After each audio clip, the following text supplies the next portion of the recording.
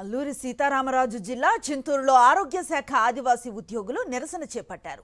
ఆదివాసీ గిరిజన సంఘం ఆధ్వర్యంలో ఉప వైద్యాధికారి కార్యాలయాన్ని ముట్టడించారు. మారుమూల గిరిజన ప్రాంతాల్లో సమర్థవంతంగా వైద్యాన్ని అందిస్తున్న తమకు గుర్తింపు లేదంటూ ఆవేదన వ్యక్తం చేశారు. ప్రతి పీహెచ్సిలో కంప్యూటర్ ఆపరేటర్స్ను నియమించాలని, కాంట్రాక్ట్ అవుట్సోర్సింగ్ ఉద్యోగులను రెగ్యులరైజ్ చేసి ఎంప్లాయీస్ స్కేల్ ఇంక్రిమెంట్లు ప్రమోషన్లు కల్పించాలని ప్రభుత్వాన్ని డిమాండ్ చేశారు.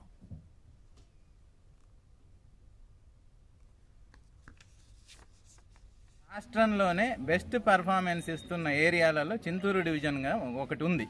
కానీ మాకు జీతాలు ఎందుకు సక్రమంగా అందించట్లేదు, మాకు అలవెన్స్లు ఎందుకు సక్రమంగా అందించట్లేదు?